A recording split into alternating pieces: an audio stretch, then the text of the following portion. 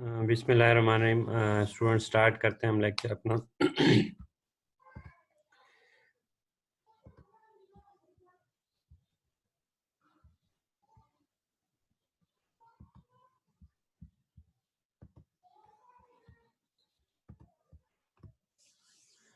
We will start our discussion from the basic concept of computer programming. जिन बच्चों ने मुझे पहले मतलब मेरा इंट्रो नहीं लिया हुआ, तो मेरा नाम इंजीनियर हमाद शाह है। I have done my MS in computer engineering and working as a lecturer. Start करते हैं जी। कंप्यूटर प्रोग्रामिंग क्या होता है जी? Computers do what we tell them to do, not what we want them to do. होता ये कि जैसे हम किसी इंसानों से कोई एक्सपेक्ट करते हैं या कोई उन्हें काम कहते हैं, तो वो एज इट इज़ करने की बजाय अपनी मर्जी से किसी न किसी तरीके से वो करके दिखा देते हैं। लेकिन जो कंप्यूटर से कोई भी टास्क कंप्लीट कराना हो, तो उसको जो कोडिंग, जो इंस्ट्रक्शन आप लिख के देंगे, वो उस इंस्ट्रक्शंस को फॉलो करेगा। सपोज कि अगर आप प्रोग्रामिंग में जैसे लिखते हैं कि जी addition is addition is A minus B, तो आपका जो कंप्यूटर है वो एडिशन का कैलकुलेटर बनाते हुए सब्ट्रैक्शन करके दिखाएगा, जबकि लिख के दिखाएगा कि वो एडिशन कर रहा है। इट्स मीन कि आप जो उसको इंस्ट्रक्शन देंगे, अगर इंस्ट्रक्शन में आप कोई लॉजिकल मिस्टेक करते हैं तो आपको इनकरेक्ट आंसर देगा, प्रॉपर टास्क कंप्लीट नहीं करेगा। अब कंप्यूटर प्रोग्रामिंग क्या होता है? Basically computer programming actually involves writing instruction and giving them to the computer to complete a task. Next कुछ स्लाइड्स पे मैं आपको दिखाऊंगा कि कंप्यूटर प्रोग्राम एक होता क्या है, और उस कंप्यूटर प्रोग्राम में जो इंस्ट्रक्शंस होती हैं, या आप लोगों ने अक्सर कंप्यूटर प्रोग्राम्स तो देखे ही होंगे C++ के। उसमें जैसे हैश इंक्लूड आईस्ट्रीम से लेकर रिटर्न 0 तक की जो एक एक लाइन सेमीकोलन के साथ एंड होती हुई लाइन लिखी होती है, वो बेसिकली एक एक लाइन एक किस्म का एक इंस्ट्रक्शन होती है।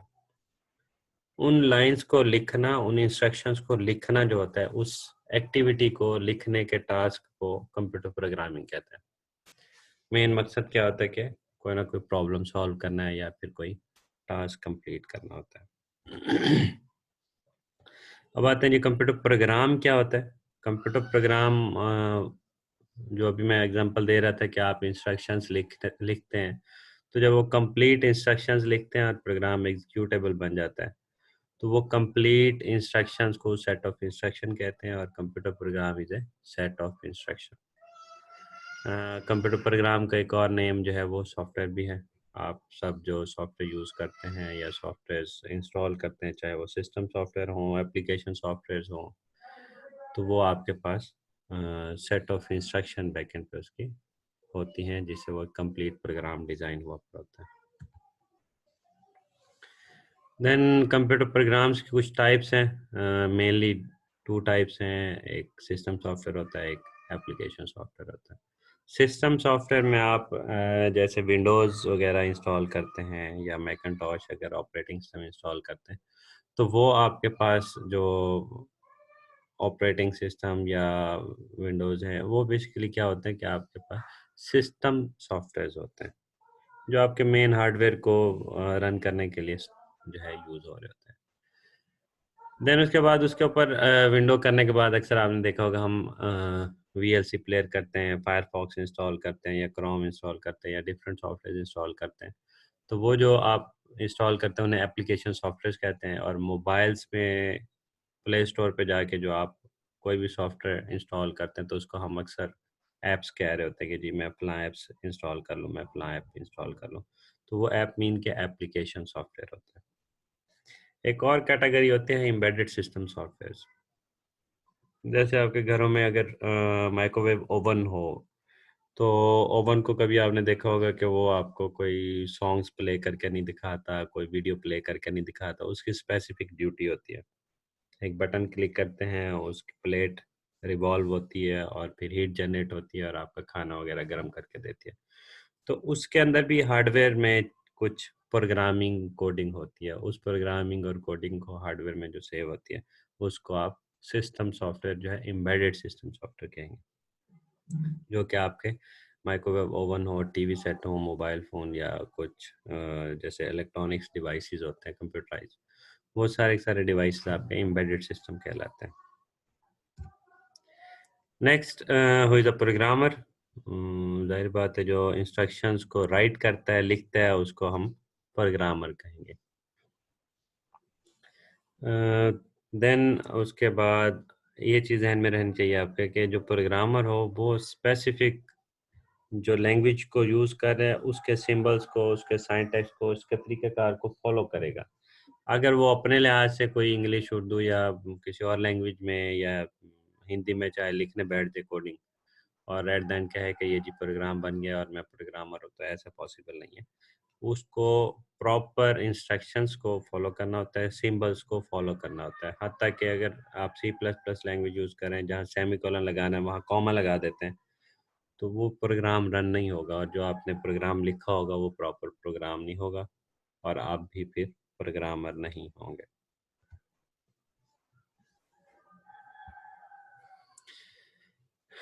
अब प्रोग्राम का हमें समझ आ गया, प्रोग्रामिंग का समझ आ गया और प्रोग्रामर का भी समझ आ गया। अब ये सारी की सारी चीज़ें अब प्रोग्रामिंग करने के लिए आपको ज़ाहिर बात है कोई ना कोई एक सॉफ्टवेयर यूज़ करना पड़ता है, जिस पे आप अपना कोड लिखें और वो सॉफ्टवेयर जो है आपके कोड के थ्रू सिस्टम को वो कन्वर्ट करके दे और सिस्टम से, कंप्यूटर से आपको काम, टास्क कंप्लीट करा के दिखाए। तो इसमें 2 मेन कैटेगरीज़ हैं, कंपाइलर एक होता है, एक जो है वो इंटरप्रेटर होता है। कंपाइलर क्या करता है कि सपोज़ अगर आपका 50 लाइनों का कोड है, उसको एज़ ए होल उठाता है, उसको प्रोसेस करता है और आउटपुट आपको दिखा देता है। उस 50 लाइन्स में से कोई एक भी लाइन में एक छोटा-सा भी कोई एरर हो तो वो प्रोग्राम आउटपुट नहीं दिखाता। सपोज़ के लाइन नंबर 25 पे कोई एरर है, तो वो पूरे के पूरे 50 लाइन्स को होल्ड कर लेगा जब तक कि आप एरर रिमूव नहीं करते।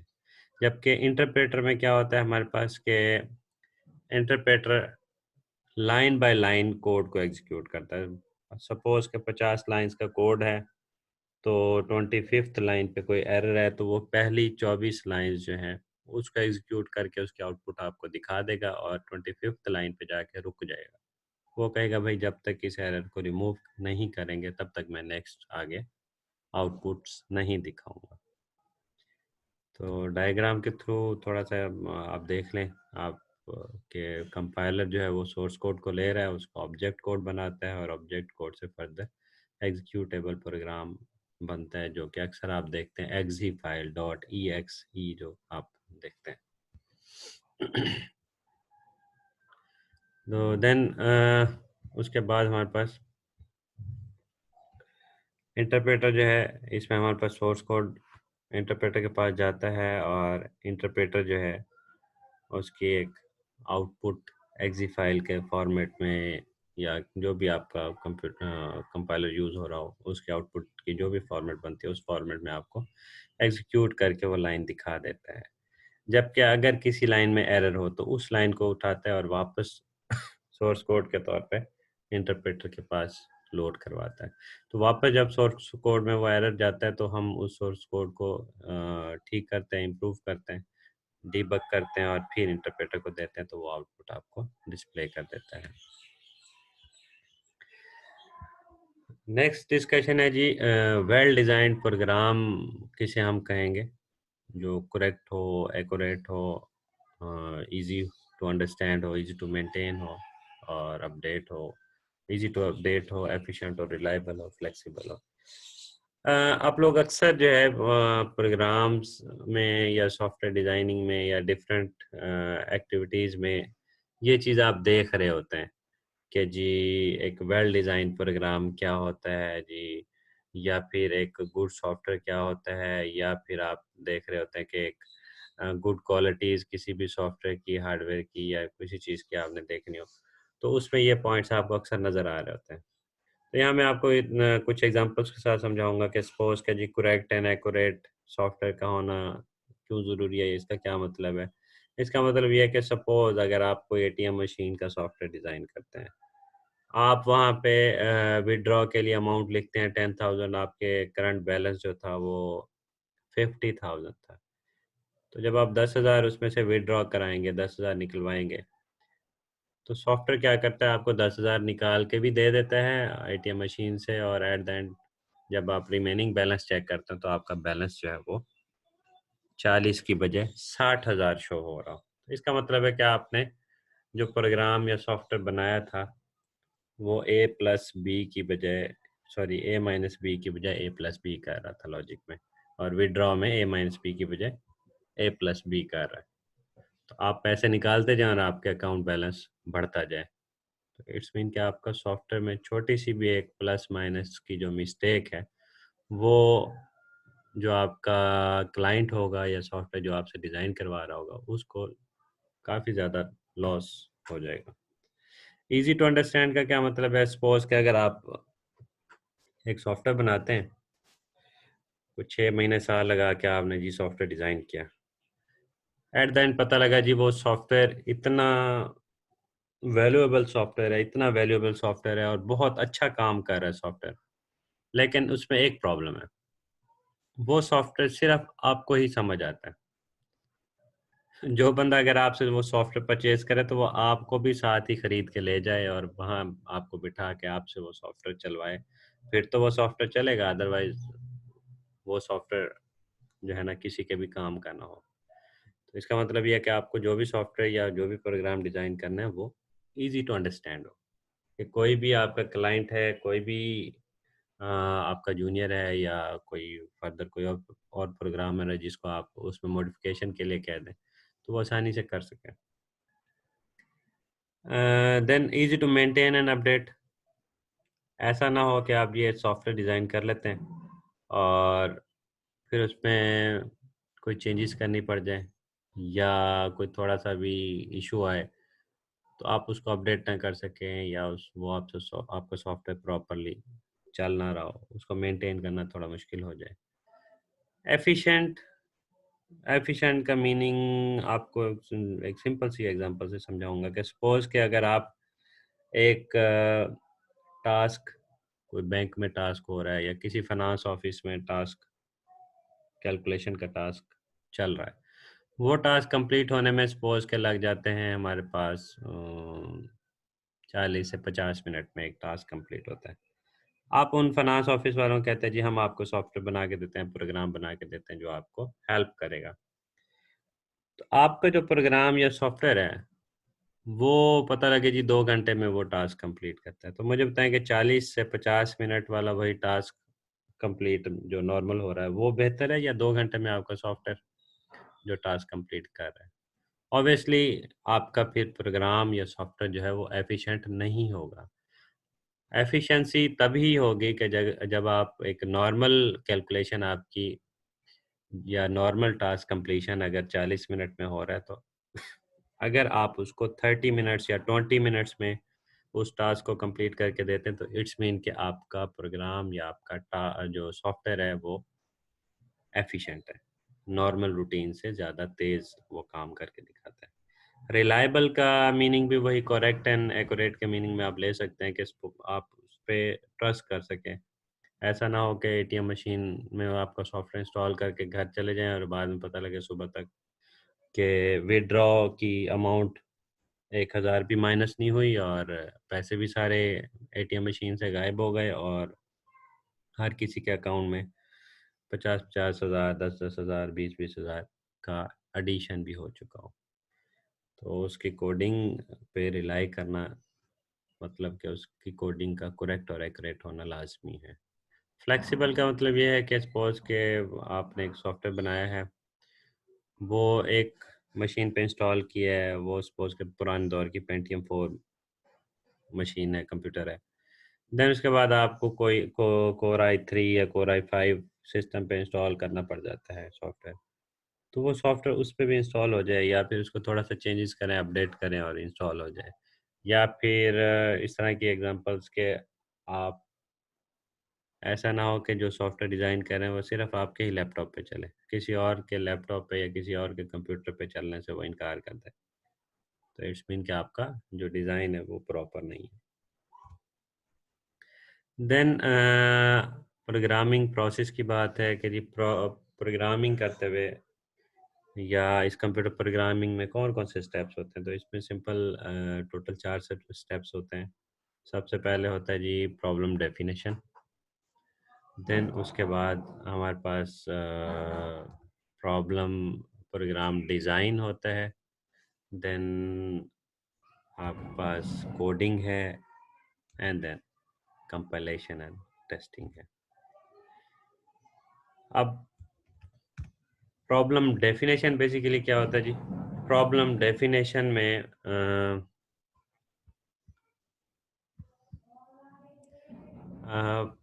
सबसे पहले आप ये देखते हैं कि जी हमने टास्क करना क्या है, क्या चीज़ कंप्लीट करनी है, उस टास्क के कंप्लीट करने के लिए क्या क्या इनपुट्स चाहिए, क्या क्या आउटपुट्स चाहिए, इन चीज़ों को गौर करते हैं। तो प्रॉपर डिफाइन करते हैं इस चीज़ को।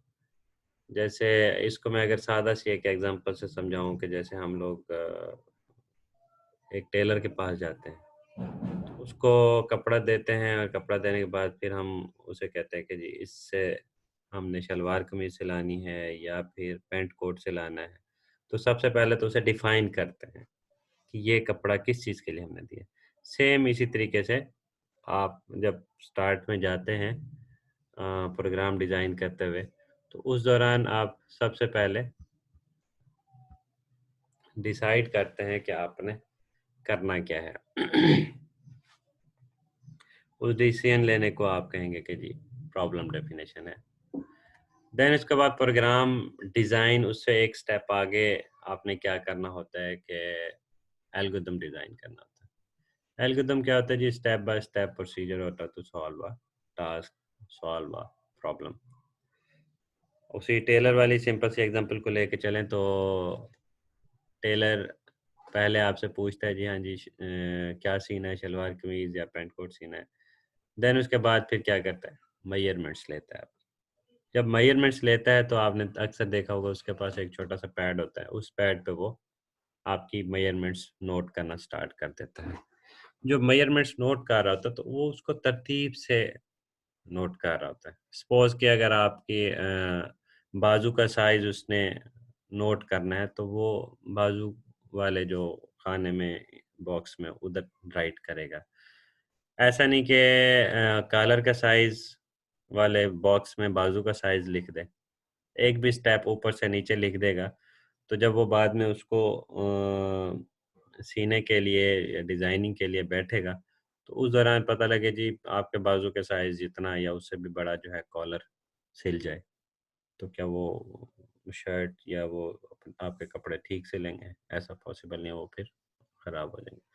तो आप प्रोग्राम भी डिज़ाइन करने से पहले कुछ स्टेप्स डिफ़ाइन करते हैं, सीक्वेंस उसकी डिफ़ाइन करते हैं। स्टेप्स के साथ-साथ सीक्वेंस को भी ज़हन में रखना होता है।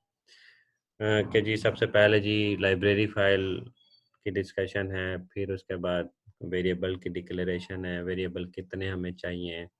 देन उसके बाद वन बाय वन सारी चीज़ें आपने देखनी है, आउटपुट पे क्या-क्या आना चाहिए और इनपुट्स में कौन-कौन से वेरिएबल और वैल्यूज़ को इनपुट करा के देन आउटपुट डिस्प्ले करनी है। ये सारी तरतीब से जब आप सीक्वेंस लिख लेते हैं तो इसका मतलब आपने एक प्रॉपर एल्गोरिथम लिख लिया। थर्ड स्टेप पे जब वो एक पेज पे आपने स्टेप्स लिख लिए होते हैं, तो वो स्टेप्स बेसिकली कोडिंग नहीं होते, वो स्टेप्स ऐसे कह लें कि टेक्निकल राइटिंग में कोई कह लें कि इंग्लिश से मिलती-जुलती लैंग्वेज में या आप अपने स्टाइल में जो भी लैंग्वेज यूज़ करना चाहें, उसमें उसका कुछ स्टेप्स या तरीकाकार लिखेंगे कि भई टास्क है क्या? अगर आप लोगों ने सॉफ्टवेयर इंजीनियरिंग का कभी सब्जेक्ट पढ़ा तो उसमें एक होता है सॉफ्टवेयर रिक्वायरमेंट्स। जब भी आप किसी क्लाइंट के पास जाते हैं तो उससे सॉफ्टवेयर रिक्वायरमेंट्स लेते हैं। तो जो वो सॉफ्टवेयर रिक्वायरमेंट्स लेके और उसको पेज पे नोट करते हैं तो वो एक किस्म का आप उसके कुछ स्टेप्स और रिक्वायरमेंट्स नोट कर रहे होते हैं। तो वो रिक्वायरमेंट्स के ही फॉर्मेट में एल्गोरिदम लिखा जाता है। उस एल्गोरिदम को देखने के बाद फिर आपका जो प्रोग्रामर है या आप खुद अगर प्रोग्रामर हैं तो उस स्टेप्स को देख के आप कोडिंग करना स्टार्ट कर देते हैं। देन उसको कंपाइल करते हैं, उसमें लाइब्रेरी फाइल्स को लिंक करते हैं और काफ़ी सारी चीज़ें जो है उसमें इंक्लूड होने के बाद प्रॉपर कंपाइलेशन के बाद कुछ एरर्स अगर आ जाएँ तो उसको डीबग करने के बाद प्रोग्राम रेडी हो जाता है और उस प्रोग्राम को आप टेस्ट करने के लिए रनिंग को क्लिक करते हैं और रन करने के बाद फिर प्रोग्राम के अगर कोई भी मतलब आउटपुट स्क्रीन आ रही है उस पर कुछ इनपुट वैल्यूज देते हैं, प्रोसेस करते हैं, फिर आउटपुट चेक करते हैं क्या है कि ये आउटपुट ठीक दे रहा है या गलत दे रहा है। और अगर आपने वो सॉफ्टवेयर किसी और के लिए डिज़ाइन किया तो उसके कंप्यूटर पे जाके इंस्टॉल करते हैं। इंस्टॉल करने के बाद उसमें कुछ इनपुट्स प्रोसेस करा के उसके आउटपुट वगैरह चेक करते हैं। अगर उसकी आउटपुट सही नहीं आ रही देन अगेन उसको वापस ला के एरर्स को रिमूव करते हैं। उस एरर्स को रिमूव करने को डीबगिंग कहा जाता है। तो डीबगिंग करके अगेन प्रॉपर सेट करके प्रोग्राम को टेस्ट करके देन आप उस प्रोग्राम को कंप्लीट करते हैं प्रोग्रामिंग के प्रोसेस को। तो ये 4 स्टेप थे हमारे प्रोग्रामिंग प्रोसेस के: problem definition, program design, coding and then program testing debugging. ये एक सी प्लस प्लस से रिलेटेड थोड़ा सा आपको एक बैकग्राउंड आइडिया दे देता हूँ। उसके बाद फिर हम जावा लैंग्वेज प्रॉपर स्टार्ट करेंगे और उसमें देखेंगे कि जावा लैंग्वेज के अंदर कोडिंग कैसे होती है। आपने देखा होगा कि जब भी आप एक प्रोग्राम डेवलप कर रहे होते हैं तो उस दौरान कुछ ये फेसेस आपके सामने हैं जिसके थ्रू आप एक कंप्लीट कर रहे होते हैं प्रोग्राम की प्रोसेसिंग।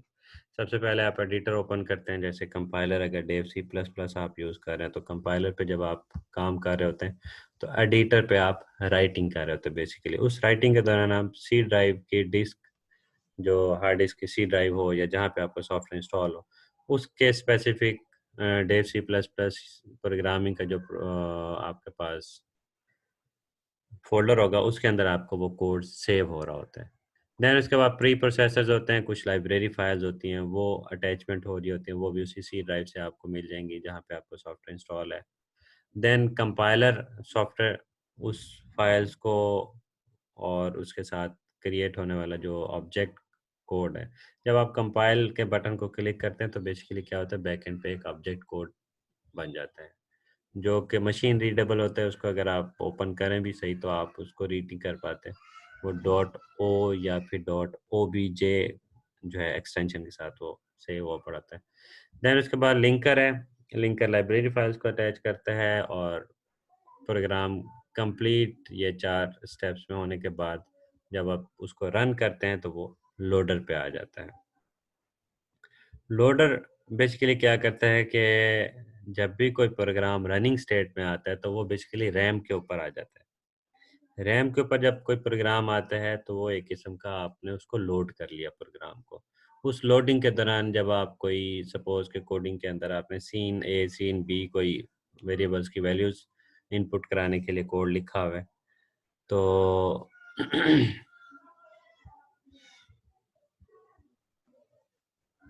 एक सेकेंड, कोड लिखा हुआ है अगर तो उस दौरान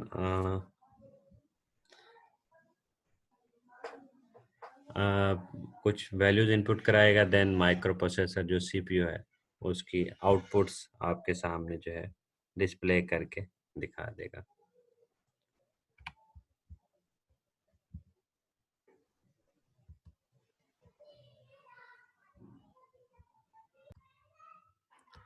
ठीक है जी स्टूडेंट्स, नेक्स्ट आगे स्टार्ट करते हैं कि मैं बता रहा था कि कुछ इनपुट्स प्रोसेसिंग होती है और उस प्रोसेसिंग के लिए सीपीयू जो कि माइक्रो प्रोसेसर है वो वैल्यूज़ को लेता है और सपोज के ए प्लस बी कर रहे हैं तो वो एडिशन करके माइक्रो प्रोसेसर आपको रिजल्ट वो शो आउट कर देता है। ये कुछ उसकी मज़ीद एक्सप्लेन करती हुई डायग्राम है कि इनपुट पे आपके पास सोर्स कोड आता है, वो कंपाइलर के पास आता है, कंपाइलर उसकी ऑब्जेक्ट फाइल बनाता है और लिंकर लाइब्रेरी फाइल्स अटैच करने के बाद एग्जीक्यूटेबल प्रोग्राम एक्जी फाइल या अक्सर जैसे आप सेटअप डॉट एक्जी एक सॉफ्टवेयर देख रहे होते हैं अक्सर इंस्टॉल करने से पहले, तो उसकी वो एक एग्जीक्यूटेबल फाइल बना के आपको दे देता है। देन जब आप उसका डबल क्लिक करते हैं तो लोडर उसको लोड करता है, प्रोग्राम को रनिंग स्टेट में लाता है, रैम के ऊपर डाल देता है और रैम पे जब कोई चीज़ आ जाती है तो वो प्रोग्राम रनिंग स्टेट में होता है। तो कंप्यूटर रनिंग स्टेट में इनपुट डाटा लेता है, प्रोसेस करता है, आउटपुट का दिखाता है आपको। ये कुछ की टर्म्स हैं, ये आप लोगों ने प्रोग्रामिंग में वैसे पढ़ी होती हैं। सोर्स कोड क्या होता है, ऑब्जेक्ट कोड क्या होती है और एग्जीक्यूटेबल प्रोग्राम और एक्सेट्रा। सिंटैक्स एरर क्या होता है, जब सपोज कि अगर आप कोडिंग लिख रहे हैं, प्रोग्रामिंग लिख रहे हैं, और प्रोग्रामिंग में जहाँ सेमीकोलन लिखना है वहाँ कॉमा लिख दें या फुल स्टॉप लिख दें, तो वो एक किस्म का आप उसकी प्रोग्रामिंग के जो मेथड को आप फॉलो नहीं कर रहे। जब आप फॉलो नहीं कर रहे होते तो वो बेसिकली आप एक किस्म का सिंटैक्स एरर कर रहे होते हैं। या सपोज जहाँ पे स्मॉल ब्रैकेट्स डालनी हो फॉर लूप के, वहाँ पे आप करली ब्रैकेट डाल दें फॉर लूप के आगे, तो वो भी आपका एक सिंटैक्स एरर होगा। लिंकर एरर ये होता है कि अगर आपकी लाइब्रेरी फाइल जो आपने इंक्लूड की हुई है, वो लाइब्रेरी फाइल बैकएंड पे आपके सॉफ्टवेयर इंस्टॉल के साथ इंस्टॉल नहीं हो पाई, या उसके अंदर सेव नहीं है, या डिलीट हो गई है, तो वो फिर लिंकिंग का एरर आएगा। एग्जीक्यूटेबल एरर या एग्जीक्यूशन रन टाइम एरर, वो ये होता है कि आप उस दौरान किसी किस्म के कोई ऑपरेटिंग सिस्टम का इशू हो या कोई और प्रॉब्लम हो जाए हार्डवेयर का, या फिर कोई फाइल मिसिंग हो जाने से भी रन टाइम एरर आ जाता है। एक और होता है लॉजिकल एरर। लॉजिकल एरर ये होता है कि आप लिखते हैं जी मल्टीप्लिकेशन इज, और आगे ए मल्टीप्लाई बाय बी लिखने की बजाय ए माइनस बी या ए प्लस बी कुछ इस तरह लिख देते, तो इट्स मीन कि आपके मेंटली आपकी मैथ्स वीक हैं, या फिर आपको लॉजिकली कोई प्रॉब्लम है, उसको लॉजिकली आप कैलकुलेशंस को सही समझ नहीं पा रहे। और जब आप समझ नहीं पा रहे होंगे तो प्रोग्राम अगर आप बनाएंगे तो ऑब्वियसली आपको प्रोग्राम में लॉजिकल एरर्स होंगे।